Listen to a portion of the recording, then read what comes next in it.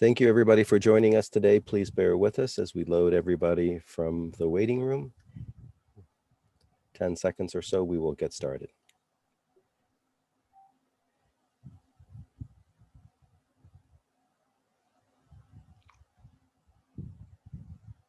Good afternoon or good morning or good evening, wherever you are. Thank you for joining us for the fourth session on the post-pandemic future of homeschooling. I am Paul Peterson. I'm the director of the program on education policy and governance at Harvard University. And I am very pleased to welcome you all to what has so far been a very lively series of webinars, which we see as amounting to a conference, because you can look at all the preceding webinars on this website. They have all been loaded, and this one will be as well within a week.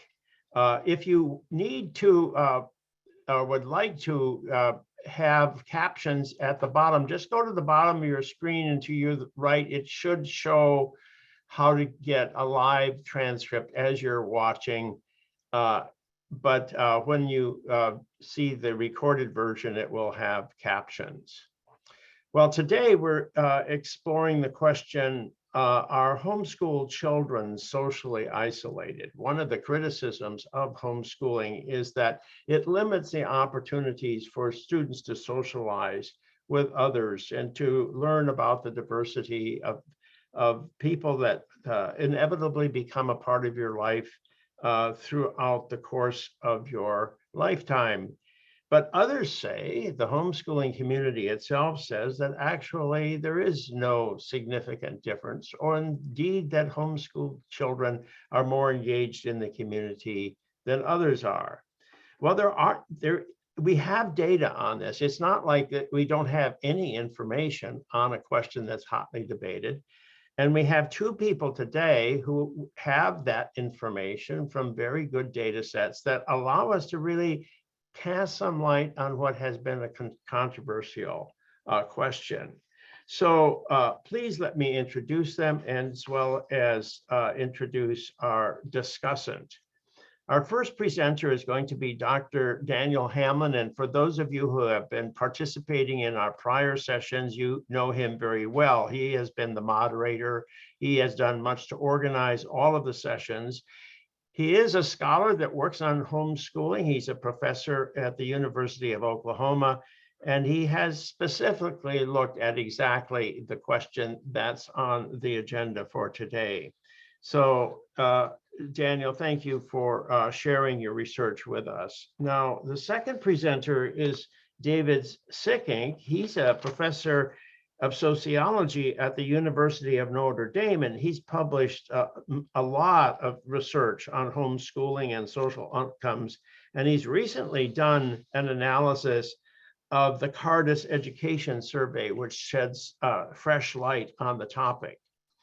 To discuss these papers after they have been presented, we have Dr. Mike McShane. He's the Director of National Research at EdChoice, and he's been a longtime observer of homeschooling. He's released a new book on homeschooling titled Hybrid Homeschooling, A Guide to the Future of Education. He takes note of the fact that homeschooling has been accelerated by the availability of tools online, and also by the fact that people can homeschool and also go to school, creating this new concept that he calls hybrid homeschooling. So we're delighted to have him today as a discussant. His book's available for Roman and Littlefield, and of course you can find it on the internet.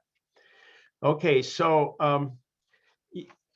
you should know that the panelists see one another, but the members of the audience are not visible. You're free to post your questions to the panelists using the Q&A function in Zoom. Please use that to pose your questions. Please make your questions short and to the point, because that helps us identify the question quickly and can then present it on your behalf. You may also use the chat function, but please do keep your commentary focused on the topic of the day.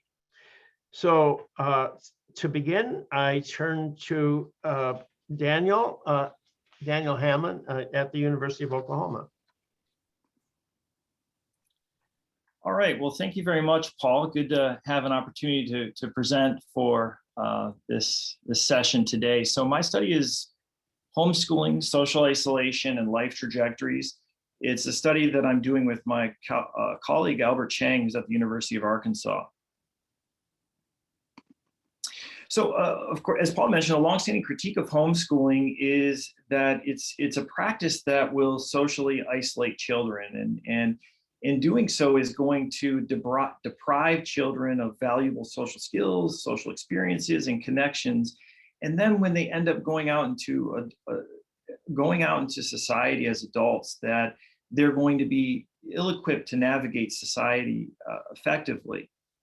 But it's unclear to what extent this critique is warranted. So if you look at existing research on educational attainment, civic engagement, exposure to cultural resources, and also social adjustment, it finds mostly positive outcomes for homeschoolers when they're compared to their public and private school peers.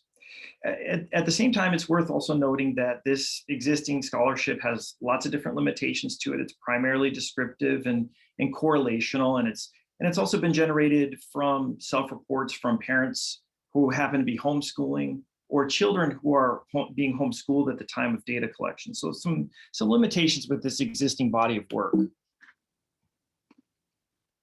And one possibly important source of data on the social and life outcomes of homeschoolers is adults who were once homeschooled, but there hasn't been really much research at all that's elicited information from formerly homeschooled adults.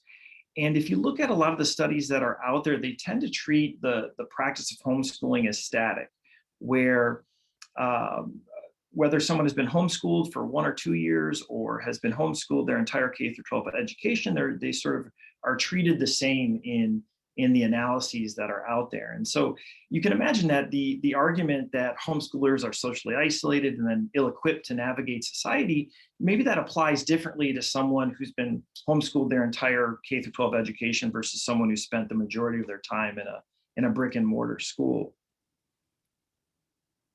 So in this study, we did a mixed methods analysis, and we started out by talking to 31 adults who were homeschooled as children. We asked them to reflect on the influence of homeschooling on their social and life trajectories. And then as a follow-up to the interviews, we analyzed survey data from the Understanding America survey that had 140 adults in that survey who reported being homeschooled at one point during their K through 12 education. And we asked our later life outcomes for adults who were formerly homeschooled associated with the length of time that they were homeschooled. So this testing out this idea that if homeschooling is a isolating practice that has harmful effects later in life, then perhaps those who are homeschooled for longer periods of time experience more of the harmful ramifications. So starting out with the findings from the interviews. So first off, from the 31 interviews that we did, only 3 of the 31 adults described homeschooling experiences that might be characterized as being in a state of social isolation. All of the others really felt that didn't feel socially isolated as a homeschooled child, and felt that homeschooling had given them social experiences that were fairly well aligned to their individual social needs. And I'll explain a little bit more about that. But they also felt that homeschooling hadn't really hindered their ability to navigate society effectively either. And so the interviewees, what they talked about as children was that they had a range of different opportunities for socialization and social experience and social connections. And these tended to break down into sort of your conventional types of social experiences that you get through recreational sports or community groups, but then also a range of different unconventional experiences that they highlighted where they were able to gain social experience and build social connections. One important theme that came up quite a bit when talking to adults who were homeschooled was the importance of the homeschooling parent. in really being intentional about facilitating social experiences. And a lot of the adults that we talked to were sort of enamored by the great efforts that their parents went to try to facilitate those experiences for them. And parents also reportedly, at least, played a role in recognizing when the child's social interests would be better served in a brick and mortar school. So there were a lot of interviews talked about when they made a transition into a brick and mortar, that their social interests had shifted, and their parents were essential in kind of recognizing that maybe their child had kind of grown out of homeschooling. And an indifferent approach to socialization in those three cases that I mentioned also seemed to be kind of harmful, where maybe the parent wasn't as active in facilitating socialization or being mindful of the child's social interests. That seemed to result in a harmful circumstance. And then also, interestingly enough, decisions to stop homeschooling and move on into a brick and mortar also appeared to be greatly driven by the children themselves. So interviews talked about how their individual social interests and their own personalities were substantial influences on decisions to go on to a brick and mortar or to stay in homeschooling. So within the same family, you'd have some kids who are doing perfectly fine at home and continuing to homeschool, and others who were desiring to go to prom or to play organized sports at school and decided to go and attend their local school.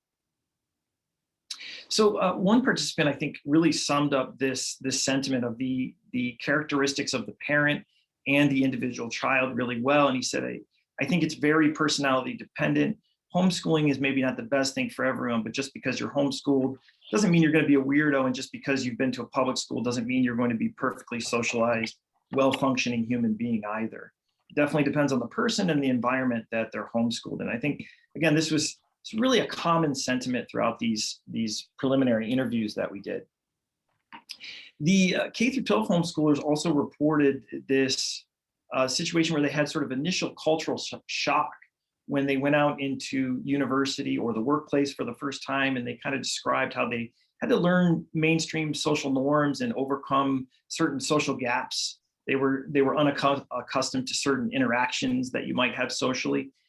But they did note that this adjustment period was rather short, and they felt like after they went through that adjustment period, they reported doing quite well, and they actually attributed their ability to adjust to having been homeschooled. And so that was kind of an interesting finding, at least from this small sample of 31 people that we spoke with.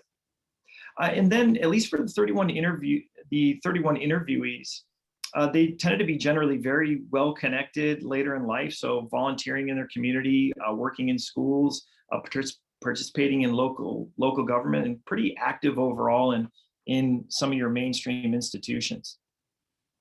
So after the interviews, we then analyzed this data from the Understanding America survey, which had 140 respondents who noted they were homeschooled at some point during their K-12 education. And the first thing to note here is just the wide variation in the number of years homeschooled. And so you can see here that 45% of the adults who are homeschooled did so for only 1 to 2 years. So they spent at least almost half the sample spent the vast majority of their time in a brick and mortar school, and only 11% of the sample did so for 10 to 12 years. So then we wanted to understand a little bit more. Okay, so this idea that maybe homeschooling is socially isolating and has negative ramifications later in life. And so we want to look and see whether there were some associations based on the length of time that a person was homeschooled. So here we'll zero in. We categorized the homeschoolers in the sample as long-term homeschoolers who were homeschooled for 10 to 12 years, and then substantial homeschoolers who were homeschooled for 3 to 9 years. And we compared the long-term homeschoolers and the substantial homeschoolers to short-term homeschoolers who were homeschooled for just 1 to 2 years and spent the majority of their time in brick and mortar schools. And the first thing to note here is there's not much evidence that the length of time homeschooled results in negative outcomes, at least on these outcomes that we're looking at. And I guess the first thing to note is there's no statistical differences here. Again, it's a small sample with a modest set of controls, but no statistical differences. And if anything, if we zero in on long-term homeschooling here, so for household income above $50,000, the long-term homeschoolers about 1.2 times more likely to have a household income above $50,000 relative to the short-term homeschoolers. They're about 1.26 times more likely to attend college. They're about the same for divorced and separated status. And then they also report higher subjective well-being relative to the short-term homeschoolers, higher positive affect and lower negative affect, which is a good thing in this case. So, but again, these results are not statistically significant, modest set of controls, and also a fairly small sample. So evidence from this study and the others that we have suggest that homeschoolers may not be a socially isolated group. And if you look at the two samples that we explored here in this study, the homeschoolers seem to have peer networks and social connections that arise in both conventional and unconventional social settings. And they seem to be doing all right later in life. At the same time, I'll just kind of reiterate that this study, I think, offers another piece of evidence to a growing literature, but it certainly has some methodological limitations. So we have to be cautious with how we interpret the results of this study. All right, thank you. All right, well, thank you very much, Daniel, for your presentation. We will now turn to David Sikkink.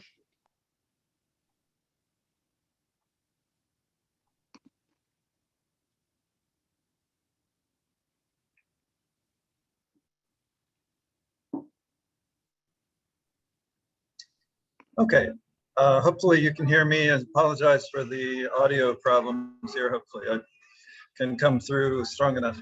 All right, so I have some data I'd like to put on the table, and I won't spend a lot of time on it. I think our discussion will bring us back to it. But I'm working from a couple of studies of homeschooling, and I'll talk a bit about the reasons for homeschooling and the implications of that for civic life, homeschooling everyday life, what that looks like, and a young adult homeschooler civic and political engagement. I am going to, let's see, let me do this. It'll probably look a little better. Okay, I have a couple of data sources. One is the National Household Education Survey, 2016 and 2019, a national sample of families with K through 12 child. And they do ask a number of questions about homeschooling in the sample. There's about 519 homeschoolers that are sampled there. I also used the Cardis Education Survey, 2018, which is a national sample of individuals, and these are limited to 18 to 39-year-old respondents. The data for from the homeschooling parents, K through 12, the National Household Education Survey 2019, and you can see the distribution in their sample. They have about 519 homeschoolers, about 3.2%, and you can see Protestant, Catholic, fairly similar in their sample. The demographics of homeschooling in 2019, I want to point out, is distributed fairly equally across urban and rural contexts. There's slightly disproportionately more homeschoolers in rural areas after family background, but this effect is really small. The overall conclusion is that homeschoolers are widely distributed across urbanicity. There's also a wide distribution of parent educational level. There is a lower income among the homeschooling families, mainly because they are one-earner families.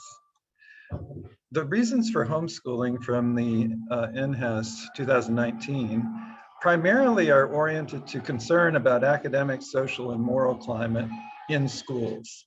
So if we think about some of the top reasons that are given in this survey, concerned with the academic instruction at other schools, 73%. Concerned about school environment, such as safety, drugs, and negative peer pressure, 79%. Prefer to teach at home to provide moral instruction, 69%. And religious instruction is 52%, even though we may hear more about that in the media than some of the other concerns. And that the child has some kind of special need, disability, illness, 27%. So I've selected a few here because the argument would be, that there's nothing here that necessarily creates a problem or an orientation to schooling that is antithetical to civic engagement. If parents are concerned about academic instruction and school environment, and even moral instruction, which is a much more popular reason for homeschooling than religious instruction, that can have civic implications too, right? That if someone's going to be a good citizen, moral instruction would be part of that.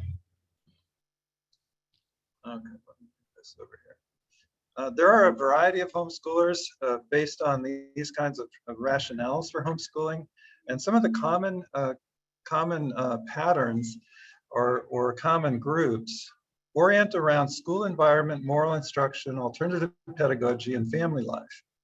Not always religion, as we often hear. And when I look at these and kind of assess their relationship to each other and sort out some of the micro communities within the homeschoolers based on responses to questions about reasons for homeschooling, you can think about homeschooling as those that are primarily oriented to academic and social environment concerned, and those that are oriented to moral socialization. And those two groups are actually fairly tightly connected to each other. And then there's a religious family, homeschooling, micro-community, and an alternative pedagogy community that emerge based on answers to these questions about rationale for homeschooling. So in my way of thinking anyway, this doesn't raise any particular concerns about the orientation of homeschooling for civic engagement. Homeschooling everyday life is, as Daniel pointed out, fairly diverse and broad, quite active in many different ways. And so just to begin with, 77% of homeschoolers are actively involved in some kind of connection with other homeschooling families. 40% use some kind of online instruction, according to the NHES 2019 data results. And if we go back to 2016 for the National Household Education Survey, you can see that 68% of homeschoolers mentioned 3 or more teaching or curricular activities outside of the family. So it's hardly the case that homeschoolers are somehow staying within the walls of the home in some sort of isolation there in the home. If we move to the 2019 National Household Education Survey, it's kind of interesting to look at the various components. Now, it's not that they have all the right questions here, but they have a number of questions that are helpful in terms of understanding what it's like to be homeschooled in the US. So, did you visit the library in the last month? Did one of the parents visit the library in the last month? And homeschoolers are much more likely to do that than any other variety of schoolers, and almost twice as likely as public schoolers.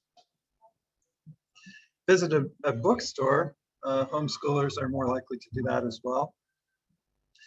Gone to a play, concert, or other live show, homeschoolers are comparable to the other groups.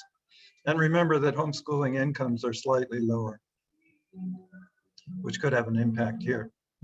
Visited an art gallery, museum, or historical site, homeschoolers are more likely to do that. Really, the only one comparable would be the private non-religious schoolers. Has anyone visited a zoo or an aquarium? Homeschoolers, again, more likely to be out and about in the community, involved in educational activities, but also activities that connect them to civic life in some way. Attended an athletic or sporting event, and particularly popular among homeschoolers.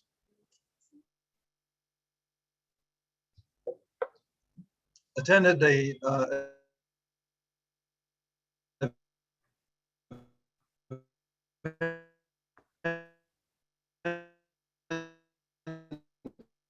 sponsored by a community, religious, or ethnic group. So as we bring all these measures together, you can see that the homeschooling average is well above the public schooling average in terms of activities that engage the kids in the community.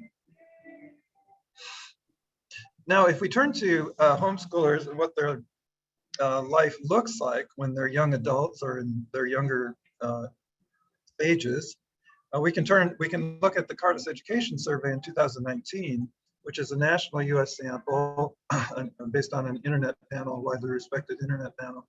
That's a sample size of about 2,500 with a large oversample of private and homeschoolers 18 to 39 years old. So I'll throw a number of charts out here and we can discuss as we go along. I have so much to be thankful for. Homeschoolers are very high on this measure, and this is even after a family background is taken into account, including religion.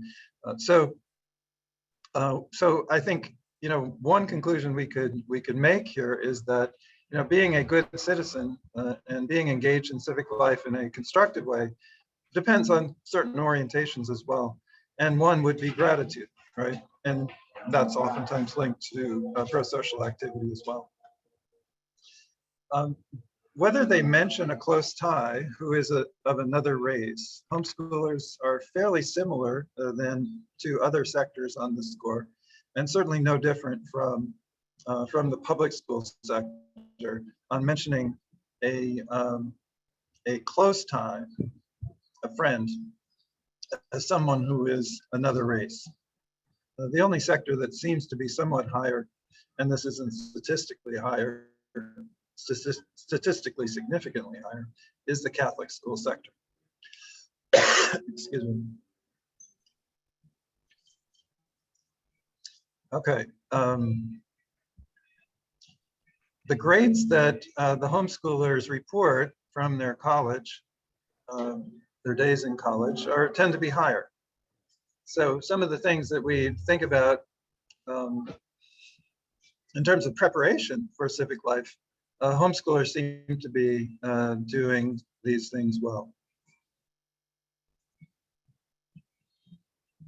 Okay, let's see. Okay. I just move this down here.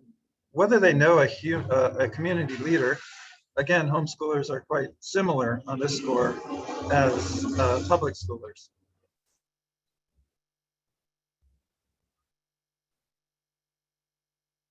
Is it okay to say things in public that are offensive to religious groups? Here, homeschoolers are more likely to agree that it is okay when people say things, you know, given free speech norms that are offensive to religious groups. If we look at the overall involvement in public life, you can see that the volunteer hours for homeschooling and public schoolers are very similar, not statistically significantly different. Voting in 2016, presidential voting, national election voting is very similar. Voting in local elections, very similar. The one difference is being a registered voter, where homeschoolers are slightly less likely to be a registered voter. This could reflect different orientations to political engagement and the forms of political engagement that are considered helpful or normative for a small kind of cultural minority. Political interest, slightly lower, but not statistically different, but stronger free speech, support for free speech principles among homeschoolers. Okay, so to summarize, homeschooling everyday life includes high levels of involvement outside the home, including in the local community. So this bodes well for civic engagement. Homeschooling graduates generally report average levels of engagement in civic and political life. There aren't any differences here. Perhaps some small differences on political interest and on some measures of conventional political engagement. There is higher support for democratic principles, especially minority rights. And in general, across all the data we have available, there's no evidence that homeschooler civic engagement would be improved if they were required to attend a traditional public school. So the counterfactual is, you know, if you took a homeschooling family and they attended a public school for those years of the schooling for their children, would they be somehow different? And it seems to me that the data doesn't provide any evidence of that.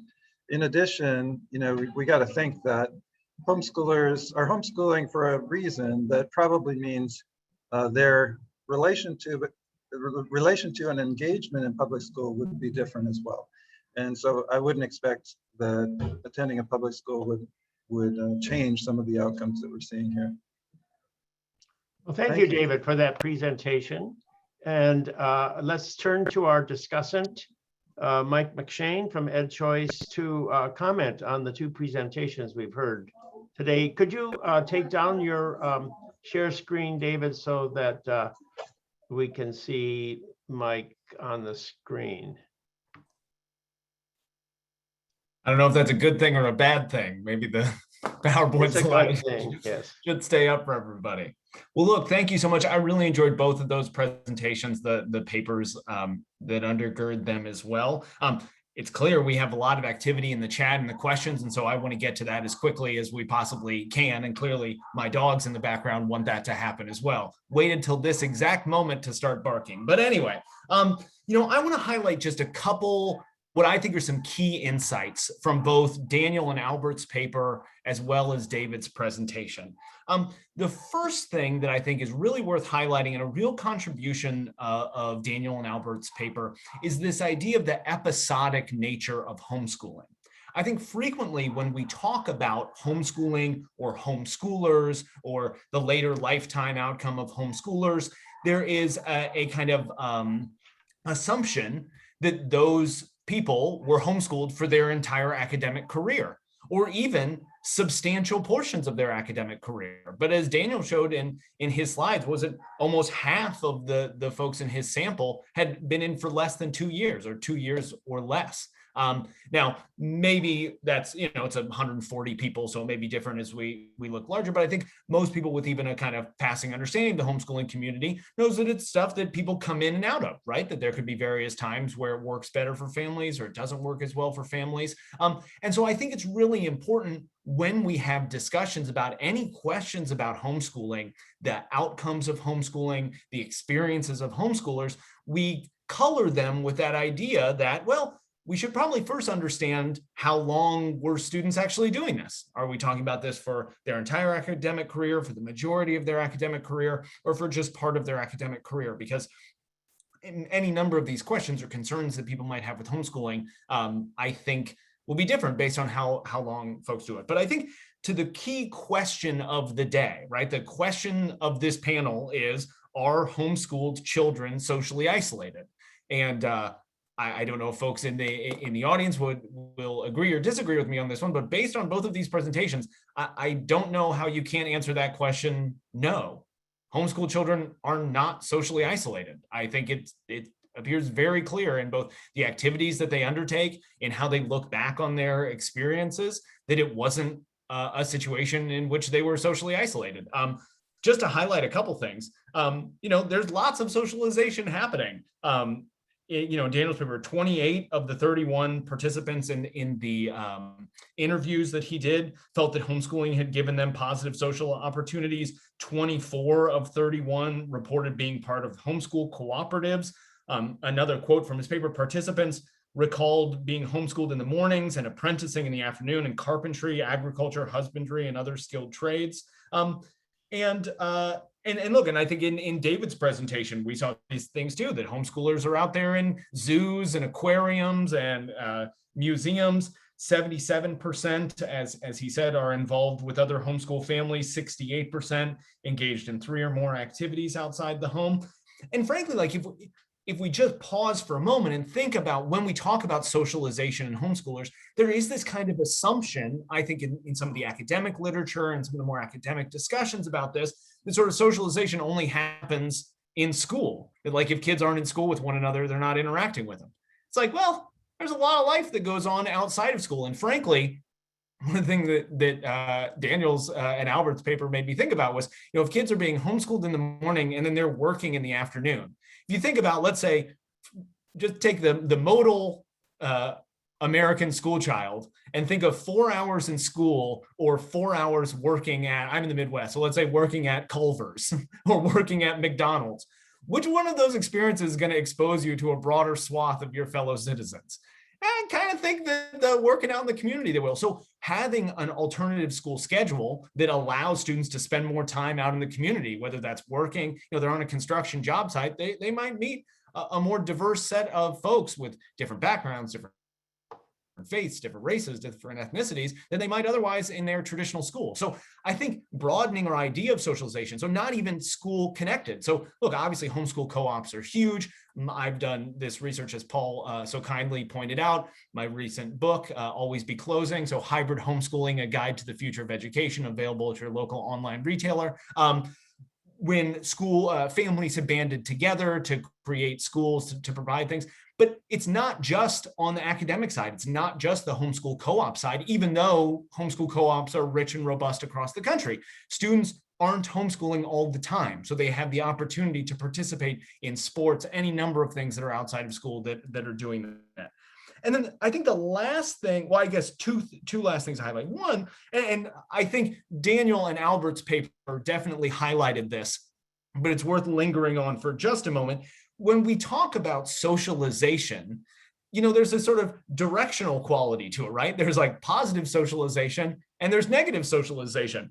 I enjoyed, there was a line in their paper that says, when children who are not homeschooled leave the confines of their home to attend brick and mortar schools, they are presented with potentially valuable opportunities for social experience.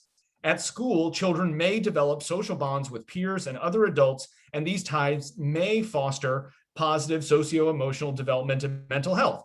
Well, three important words: potentially, may, and may, right? Potentially, they might not, right? There could be any number of negative associations that come out of that, negative experiences with adults, negative experiences with other children that we see, I think, a lot in schools. So schools, like traditional school environments, might not always be the best place for socialization. There could be any number of difficult experiences from bullying to just go on down the list. So socialization works both ways. And so I think we should care about not just the sort of number of other people that homeschooled students or any students are interacting with, but what are the quality of those interactions and are they benefiting from that? And then finally, I think I want to highlight one thing that David brought up, because it's sort of an extension of the question of this panel. So I think we can very clearly say that homeschooled children are not socially isolated.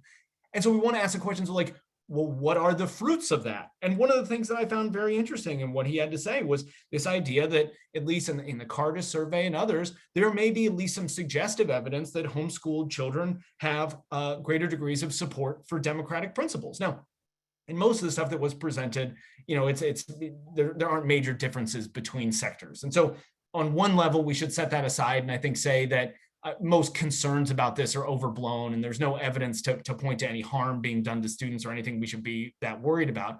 And it seems like in some ways the evidence is suggestive kind of in the other direction, which says that we may have some evidence here that there is actually higher support for these democratic principles. And again, if these students are having these rich experiences outside of school and are not socially isolated, that's kind of what we should expect, or at least I guess that's what I would expect from those experiences. So I'll probably stop there. I really enjoyed both of these things. And I think those kind of key insights, those contributions, more careful thought about socialization, what socialization looks like and where it happens, and really thinking about the episodic nature of homeschooling and what that means for doing research on homeschooling are two really important contributions that come from this work. Thank you, Mike, for those comments. Let me begin the questions by asking our two presenters whether or not they feel confident that their data allows them to talk about the potential homeschoolers who are not socially engaged, because just participating in these surveys may require a certain minimal level of social engagement. And there is this concern that's been expressed out there that maybe not all homeschoolers, but at least some homeschoolers are being very socially isolated. And you're both painting a very positive picture, as Mike has just said, but is your data, are your data able to really pick up some of the problem areas that the critics have been talking about? Daniel, do you have a comment? So Paul, that's a really good question. And I think in the surveys, I think that's an issue. We're probably missing a subgroup of students and families who probably are a little bit more socially isolated, because maybe that's just the nature of not participating or being engaged or being accessible, or maybe being able for survey people who are administering surveys to be able to reach families who are maybe disengaged from society in some way. So there may be some of that going on. Now, I will say this, with the qualitative interviews, the first couple that we did, we felt like they were overwhelming. They were so positive. And we said, okay, we've got to change this up a bit, because we're not going to get this other subgroup. So what we started doing is, at the end of the interview, we'd say, okay, connect us to someone who you know who's had a poor experience with homeschooling, or who you knew growing up who you felt like really struggled as a homeschool child. And it was really hard to find people like that, actually, interestingly enough. But by doing that, we were able to get some of that subgroup. I mean, I mentioned the 3 cases, and those were not good situations. And so we get a little bit of a sense of that. And my takeaway from it was, and I think this was the takeaway of the homeschooled adults that we spoke with, was that it's not for every parent and it's not for every child.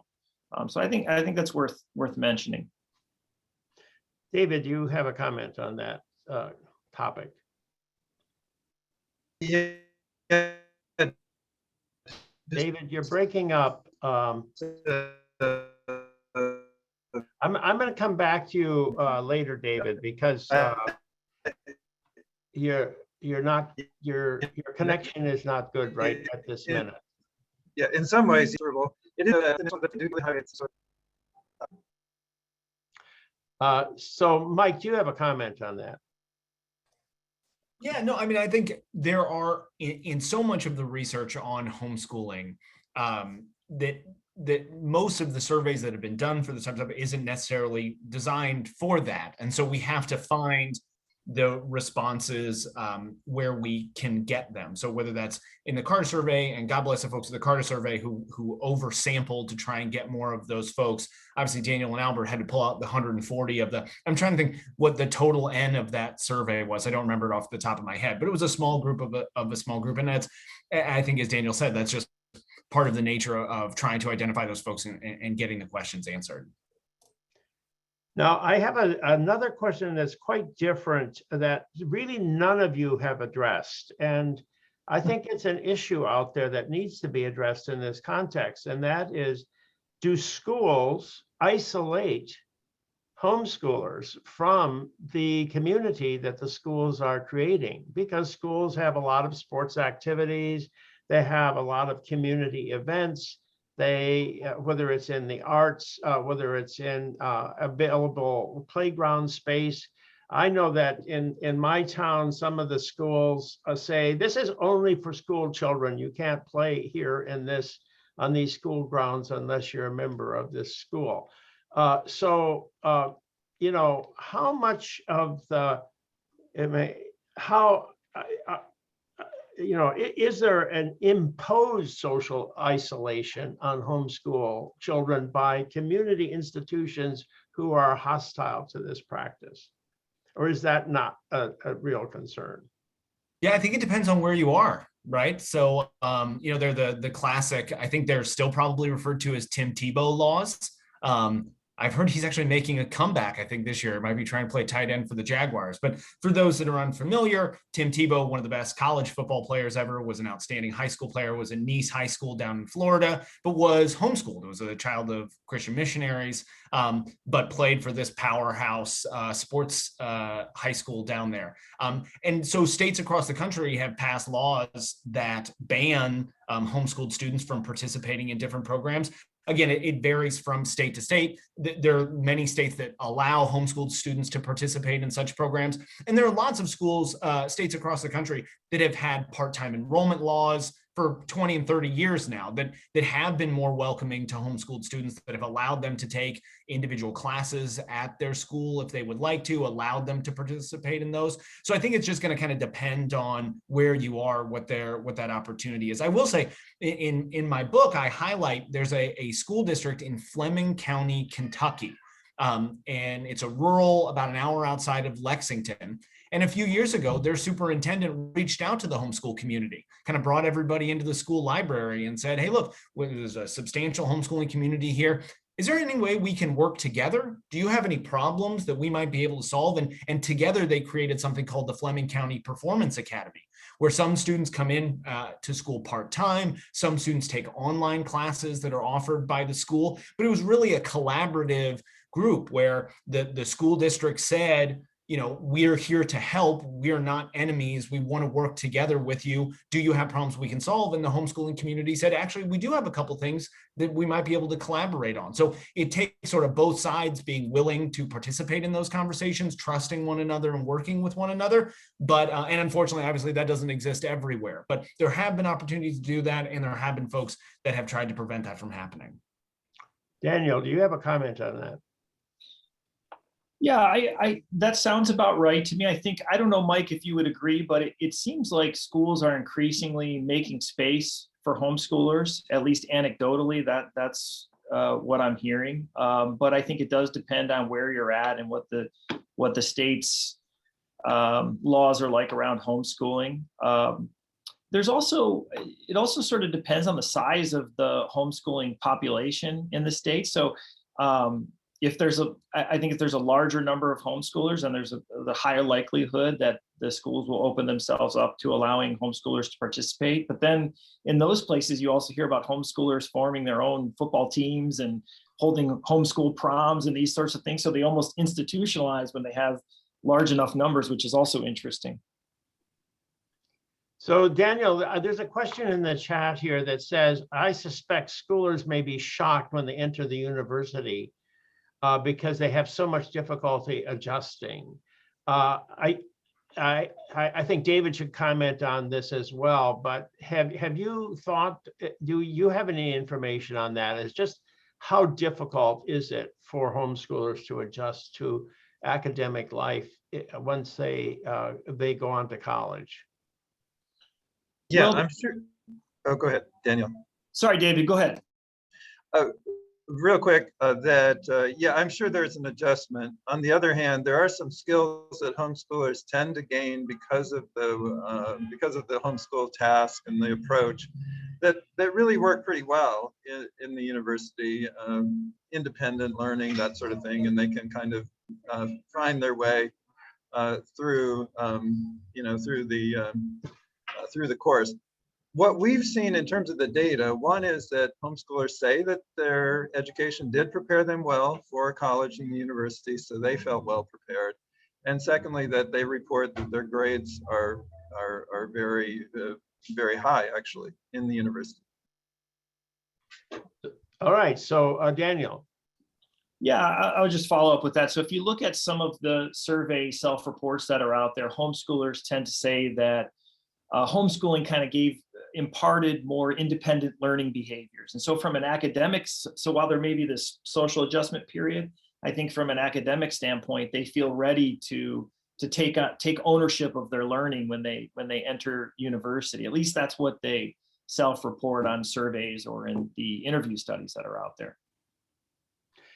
So Daniel, I'm going to come back to you with another question from the chat here. The point that the commentator is making is that in public school, you meet with kids your same age and probably from a similar socioeconomic background.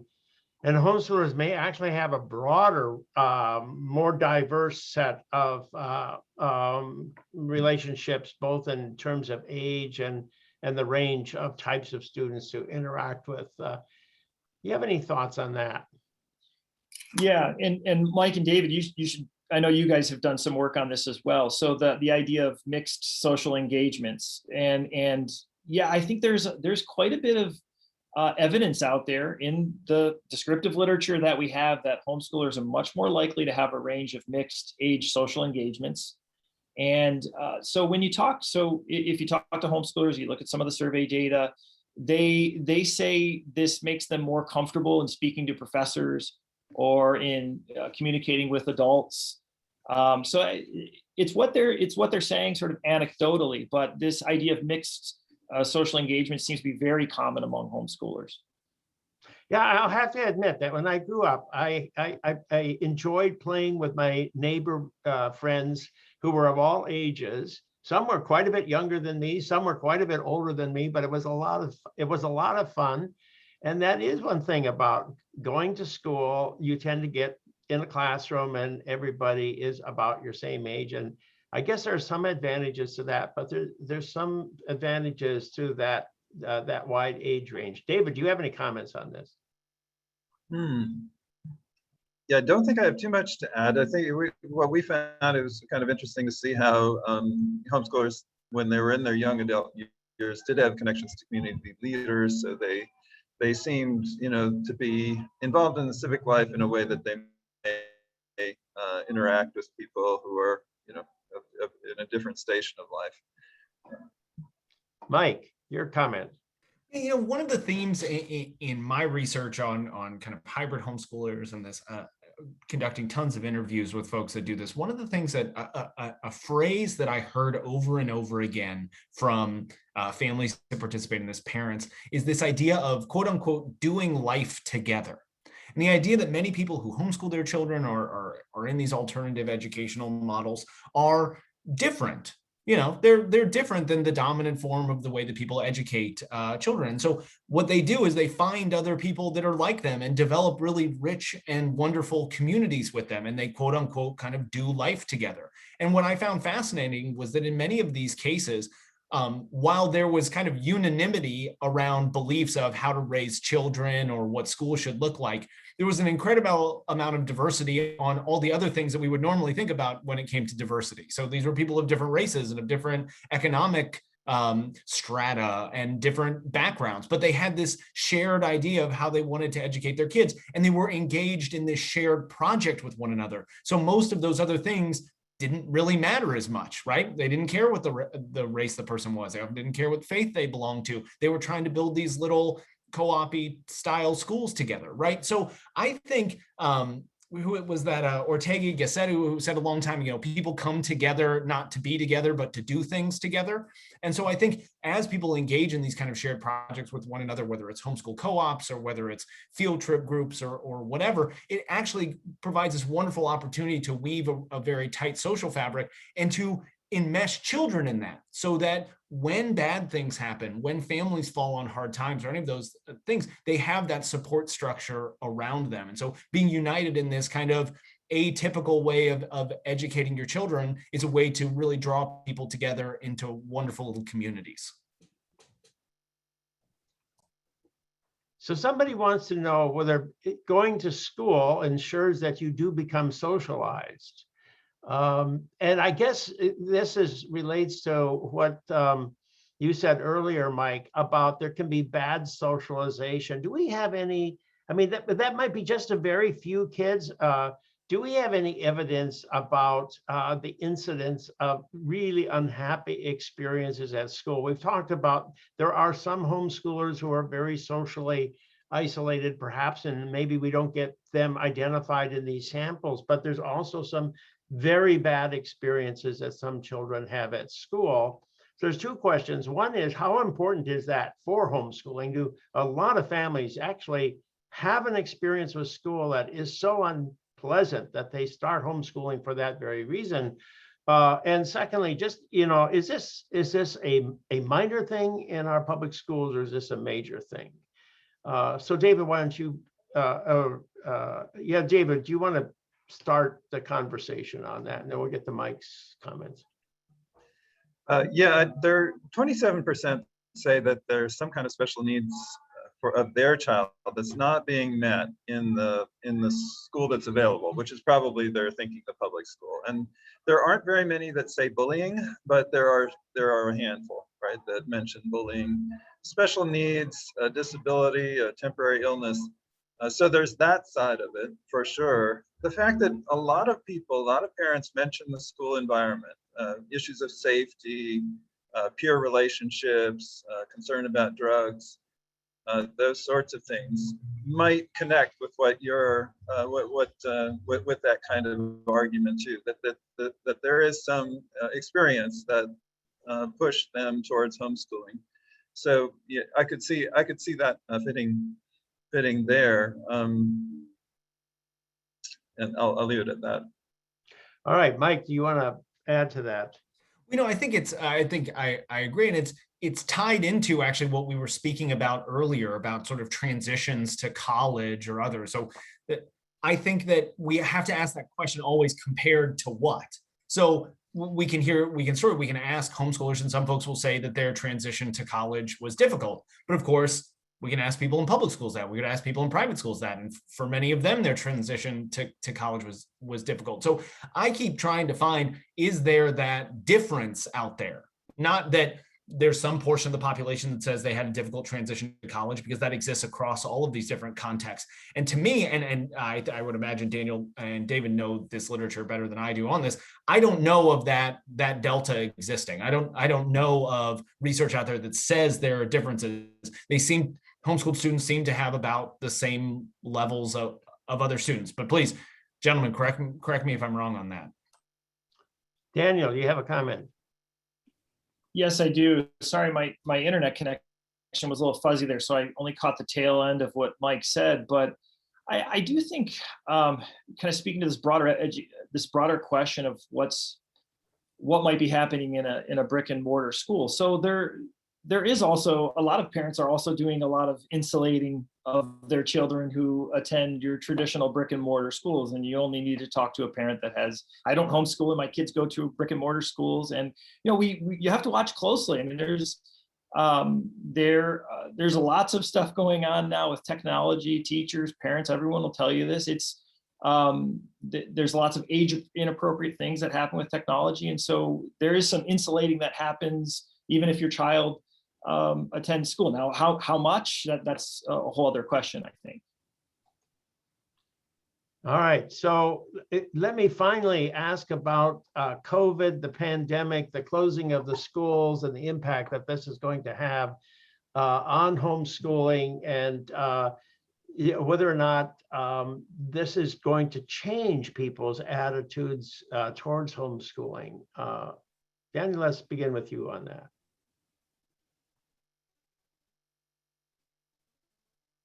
Did you hear me, Daniel? David?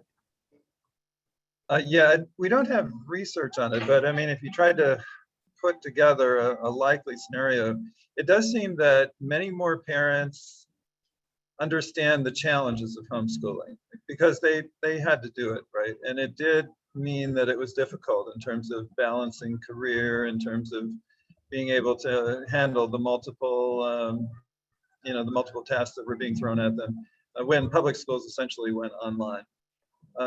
So I think there's that side of it. On the other hand, there are many parents that found that their students were doing much better, right? And that's partly because there was something about the social side of schooling that, for whatever reason, wasn't working for their child in terms of academic success. So I think you'll see both sides of that, right? And that you got to expect that homeschooling is going to maintain its level, probably increase a little bit, in part because of the kind of learning experience that this whole online and under COVID required. Yeah, David, I would concur with you on that. I think homeschooling is hard, and maybe that's what a lot of people have come to realize. And so we saw this big spike, but if I had to speculate, I would say it would decrease quite a bit as schools start to open and everything returns to normal. So I would just concur with that. Mike, we'll give you the last word. Thank you. Well, I was just crunching some numbers. So we at EdChoice do a lot of public opinion polling. We actually have a poll coming out, a survey that we did of homeschoolers. I just got the numbers this morning, so don't necessarily quote me on this one, but we surveyed back in February, 1,266 people, 570 of whom were current homeschoolers. And we asked them, why are you homeschooling currently? Like, what's your biggest reason? And answers number 2 and 3 are things that we've heard already today, right? Number 2 was flexibility to shape their learning experience. Number 3 was increased one-on-one attention. Number 1, coronavirus. And I think that at least for that cadre of people that were homeschooling in February of 2021, which, as Daniel pointed out, the Census Bureau's household pulse survey showed this incredible growth in homeschooling over the course of the last year, the coronavirus was huge for them. I think when you pull out some of that household pulse survey data as well, that we see both the largest growth, and I think per capita, the large group was in African-American families. I would argue that probably African-American families were most likely to be the folks that were in schools that were doing remote learning, or that didn't necessarily, many large urban school districts that didn't get their act together. And so lots and lots of African-American families said, we can do better ourselves. And that's what they're doing. Now, obviously the $64,000 question, or $64 million or $640 million question is, how many of those folks are going to continue to do it? And I don't know, I think I'm kind of bullish on it, actually, because I think that many of the critiques that those families had were quite acute during the coronavirus pandemic. But I think many of them had lots of opportunities to realize some other issues that they potentially had that increase flexibility, that increase one-on-one attention, that increase higher levels, and again, and from the research literature on homeschooling, higher expectations for students. I think now, do I think the numbers will stay at like 11.1% of everyone as the poll survey found? I don't think it'll be that high, but I don't think we're going back to the days where it's like 3.5%. I think we'll definitely see some growth out of that. Well, thank you, Mike, and thank you, everyone. Our time is up. I do want to alert you all to the fact that we're going to have another panel next week at the same time. Here it is on the screen. I want to thank each of our panelists today, our 2 presenters, David Sikkink and Daniel Hamlin, as well as our commentator, Mike McShane. And I thank you all for your many comments and questions. Of course, we couldn't get to all of them, but you may also watch this again. It will be up on the website within a week, and you can also see the earlier discussions that we have had. This was the 4th. We're going on to the 5th one, where we look at the question of child abuse, which is one of those controversial topics that has to do with both schools and homeschools. Thank you very much for joining us today.